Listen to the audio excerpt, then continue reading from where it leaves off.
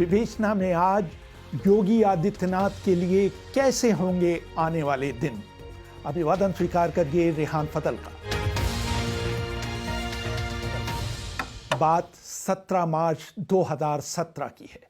उत्तर प्रदेश के विधानसभा चुनाव में ऐतिहासिक जीत दर्ज करने के 6 दिन बाद तक इस बात का फैसला नहीं हो पाया था कि प्रदेश का मुख्यमंत्री कौन होगा।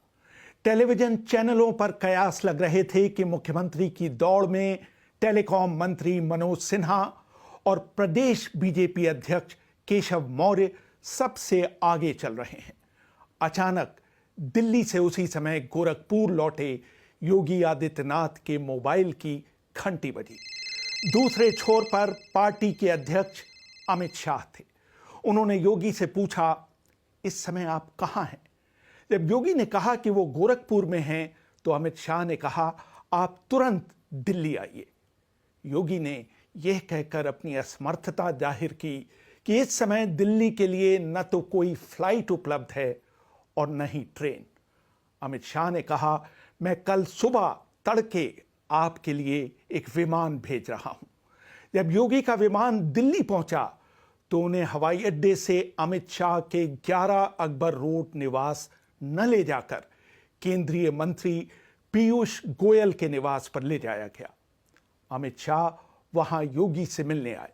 वहीं उन्होंने औपचारिक रूप से योगी को बताया, आपको लखनऊ जाकर यूपी के मुख्यमंत्री की जिम्मेदारी संभालनी है। मैंने हाल ही में प्रकाशित पुस्तक at the heart of power the chief ministers of Uttar Pradesh के लेखक और इंडियन एक्सप्रेस के संवाददाता श्यामलाल यादव से पूछा कि योगी को उत्तर प्रदेश का मुख्यमंत्री बनाने के पीछे वजह क्या थी। 2017 में कोई प्रोजेक्टेड कैंडिडेट नहीं था। 5 नामों पर मोटे तौर पे विचार किया गया था, जिसमें योगी आदित्यनाथ थे 1, केशव प्रसाद मौर्य थे 2, लक्ष्मीकांत वाजपेयी थे 3, मनोज सिन्हा थे 4, दिनेश शर्मा थे 5। आपको मालूम है कि बीजेपी की एक पहचान रही है शुरू से, वो ब्राह्मण बनिया पार्टी टाइप। उन्होंने सोशल अपना बेस काफ़ी एक्सटेंड किया था। उस बेसिस पर वो ठीक है कि केशव प्रसाद मौर्य जी जो ओबीसी होने के नाते, प्रदेश अध्यक्ष होने के नाते उनका दावा और ये बनता था। लेकिन हमें लगता है कि कई समीकरणों का जब इन्होंने ध्यान दिया, योगी एक स्वाभाविक उम्मीदवार के तौर पर बाहर आए, क्योंकि वो एक बाबा थे। दूसरा, जो उस समय बड़े एफर्ट बीजेपी में चल रहे थे हिंदुत्व, हार्डलाइन हिंदुत्व की, उसके वो एक प्रतीक के तौर पर थे। तो हमें लगता है इन सारी बातों को ध्यान करके, आपको ध्यान होगा मनोज सिन्हा का भी नाम थोड़ी देर के लिए चला था। केशव प्रसाद मौर्य को तो जब ये अंदाज लग गया कि वो नहीं बन रहे हैं, उनको बड़ा सेटबैक लगा और राम मनोहर लोहिया हॉस्पिटल में एडमिट हो गए थे, अगर आपको ध्यान होगा तो ये सब हुआ था। लेकिन हमें लगता है इन सारे समीकरणों को विचार करने के बाद बीजेपी ने योगी जी का फैसला किया। तब तक राज्यों में नरेंद्र मोदी की पसंद लो प्रोफाइल मुख्यमंत्री हुआ करते थे। उनके लिए योगी के नाम पर मोहर लगाना थोड़ा असामान्य था, क्योंकि वो भी उन्हीं की तरह मास लीडर, पोलराइजिंग फिगर और हिंदू नेता थे। उन्होंने अपनी पारी की शुरुआत देश में मोदी, यूपी में योगी के नारे के साथ की थी। मुख्यमंत्री बनते ही उन्होंने उत्तर प्रदेश सचिवालय एनेक्सी को केसरिया रंग में रंगवा दिया। उसके बाद उन्होंने एक अध्यादेश जारी करवाया, जिसके अनुसार हर अंतरधार्मिक विवाह और धर्मांतरण के लिए कम से कम 2 महीने पूर्व जिलाधिकारी की पूर्व अनुमति लेना जरूरी हो गया। उस अध्यादेश में कहा गया, कोई भी व्यक्ति प्रत्यक्ष या प्रत्यक्ष रूप से तथ्यों को छिपाकर ताकत, जोर जबरदस्ती या लालच से किसी व्यक्ति का धर्मांतरण करने की कोशिश नहीं करेगा। सिर्फ धर्मांतरण के लिए किया गया विवाह या विवाह के लिए किया गया धर्मांतरण अवैध होगा।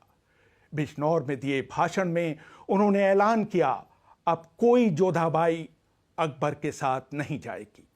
योगी सरकार ने एक और नया प्रयोग किया। सीएए प्रदर्शन के दौरान सरकारी संपत्ति को हुए नुकसान के लिए उन्होंने उन प्रदर्शनकारियों पर जुर्माना लगाया जिन्होंने इसमें भाग लिया था। योगी आदित्यनाथ के एक और जीवनीकार शरद प्रधान और अतुल चंद्रा अपनी किताब Yogi Adityanath religion, politics and power, the untold story में लिखते हैं, मार्च 2019 में लखनऊ पुलिस ने 57 प्रदर्शनकारियों के खिलाफ कार्रवाई शुरू की। उन्होंने प्रदर्शनकारियों को शर्मसार करने के लिए उनके नाम, तस्वीरें और पते सार्वजनिक स्थान पर होर्डिंग्स पर लगवाने शुरू कर दिए। उनके इन सब कामों ने उन्हें आरएसएस की आंखों का तारा बना दिया। 16 अक्टूबर 2018 को उन्होंने इलाहाबाद जिले का नाम प्रयागराज और 3 हफ्ते बाद फैजाबाद जिले का नाम अयोध्या रखवा दिया। लेकिन 2022 विधानसभा चुनाव से पहले एक समय आया जब केंद्र ने करीब करीब उन्हें हटाने का मन बना लिया था, लेकिन वो इसे रोकने में कामयाब हो गए। मई 2021 से लेकर के और जुलाई अगस्त 2021 तक, मीन्स अर्ली 2022 में इलेक्शन होने थे, तो ये 8-9 महीने पहले से ये सब दिल्ली, लखनऊ में बार बार इनकी कोऑर्डिनेशन मीटिंग, इस लेवल की मीटिंग, उस लेवल की मीटिंग लगातार ये चलती रहीं। और एक लेवल पर तो जैसा हमने लिखा है कि ये मान लिया गया था कि now the decision has been taken, फैसला हो गया है और मुख्यमंत्री को सिर्फ कन्विंस करना है।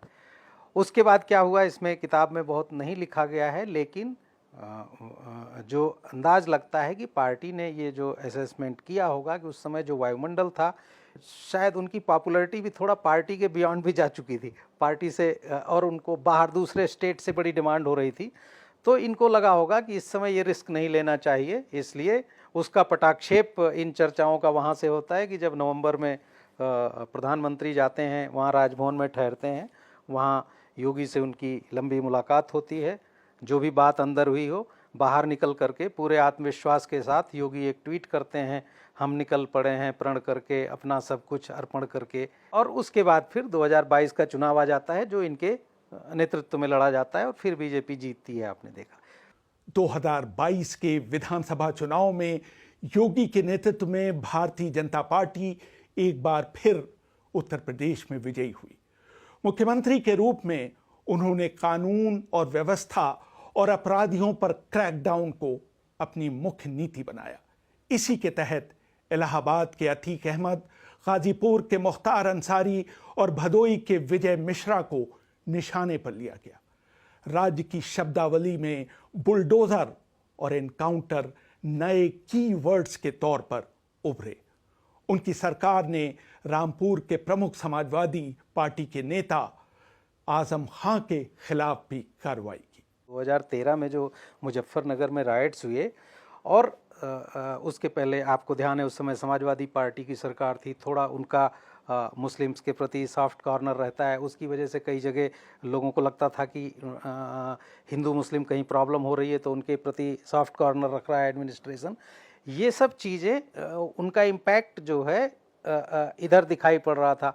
आपको ध्यान होगा वेस्टर्न यूपी में हमेशा जाट और मुस्लिम कंबाइन चौधरी चरण सिंह जी के ज़माने से वो बड़ा सॉलिड रहा है, लेकिन 2013 के बाद वो टूट गया उन मुजफ्फरनगर राइट्स की वजह से। योगी जी जो सीए के प्रोटेस्टर्स की प्रॉपर्टी सीज करने की बात की, ठीक है, वो भी एक उसका भी उनको अपने अपने जो समर्थक वर्ग में बड़ा फ़ायदा मिला, लेकिन ये पहली बार यूपी में नहीं हुआ था। योगी से भी ज़्यादा सख्त एडमिनिस्ट्रेटर इस मामले में चौधरी चरण सिंह होते थे। चौधरी चरण सिंह तो धरना प्रदर्शन और डेमोन्स्ट्रेशन के ही खिलाफ थे, और धरना प्रदर्शन करने वालों को, पब्लिक प्रॉपर्टी डिस्ट्रॉय करने वालों से वसूली करना ये उनके मुख्यमंत्री रहते हुए का आइडिया था। योगी का जो कार्यकाल है उसमें ये सही है कि उसने भी एक रोल प्ले किया, लेकिन मैं वही कहूँगा कि ये सारे फैक्टर्स जब मिला करके देखते हैं तब जो है उनकी सरकार और उनकी जो पर्सनालिटी कहें उसकी एक्सेप्टेबिलिटी बनती है ना, वो उसके चलते है। उत्तर प्रदेश के इतिहास में वो पहले मुख्यमंत्री बने जिन्होंने न सिर्फ अपना 5 साल का कार्यकाल पूरा किया, बल्कि उन्हें अगले कार्यकाल के लिए दोबारा मुख्यमंत्री चुना गया। पार्टी में उनका कद बढ़ा और उन्हें राष्ट्रीय स्तर के नेता के तौर पर देखा जाने लगा। 27 फरवरी को उन्होंने डॉक्टर संपूर्णानंद के एक कार्यकाल में सबसे लंबे समय तक मुख्यमंत्री रहने का रिकॉर्ड तोड़ दिया। 30 मार्च 2024 को उन्होंने मायावती का सबसे लंबे समय तक उत्तर प्रदेश के मुख्यमंत्री रहने का रिकॉर्ड भी तोड़ा। हाल ही में हुए लोकसभा चुनाव में उन्होंने भारतीय जनता पार्टी के मुख्य प्रचारक की भूमिका निभाई, लेकिन उत्तर प्रदेश में पार्टी का प्रदर्शन अपेक्षा के अनुसार नहीं आया और वो अपने सहयोगियों के साथ प्रदेश की 80 सीटों में सिर्फ 36 सीटें ही जीत सकी।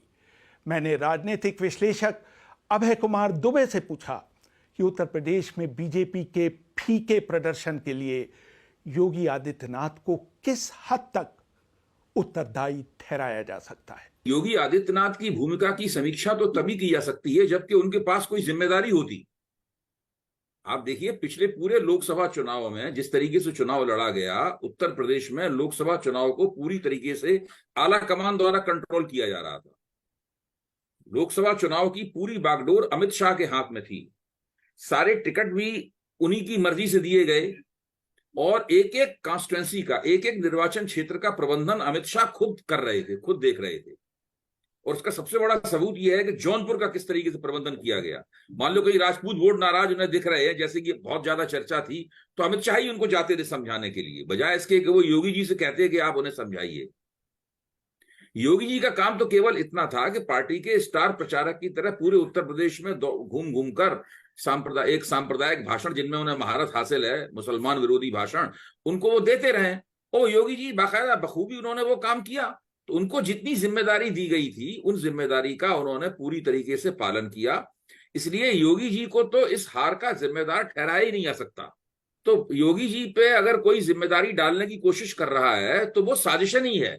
केंद्र में सरकार बनाने के बावजूद उत्तर प्रदेश के चुनाव परिणाम को बीजेपी नेतृत्व के लिए पचाना मुश्किल हो गया, खासतौर से तब जब यूपी से सटे हुए राज्यों जैसे उत्तराखंड, बिहार, मध्य प्रदेश और दिल्ली में बीजेपी ने शानदार प्रदर्शन किया। 2019 के संसदीय चुनाव और 2022 के विधानसभा चुनाव में जबरदस्त सफलता के बाद कुछ हलकों में आदित्यनाथ योगी के लिए राष्ट्रीय भूमिका की संभावनाओं पर मंथन होने लगा था और उन्हें अगली पीढ़ी के बीजेपी नेता के तौर पर देखा जाने लगा था। लेकिन क्या ताजा लोकसभा चुनाव के परिणाम से इन संभावनाओं पर विराम लग गया है? अनुप्रिया पटेल ने जो चिट्ठी लिखी है, जिस तरह उसको खुले रूप से लिखा गया है, जिस तरह उसको मीडिया को चिट्ठी को दिया गया है, वो इस बात का सबूत है कि वो किसी की शय पे ही काम किया गया है। और तो और योगी आदित्यनाथ को ही श्रेय आमतौर पर दिया जाता है कि उन्होंने भाई कानून व्यवस्था की हालत बहुत संभाल दी। औरतें, स्त्रियां अपने आप को बड़ा सुरक्षित महसूस करती हैं। अब एक खबर national crime bureau, record bureau के जरिए जारी की जाती है, जिसमें बताया जाता है कि महिलाओं के खिलाफ अपराध में उत्तर प्रदेश कितना आगे है।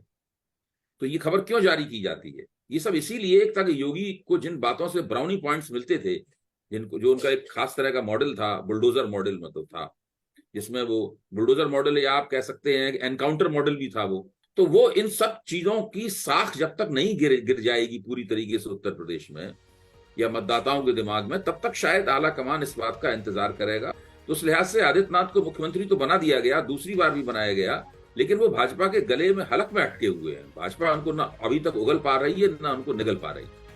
रेहान फजल, BBC दिल्ली।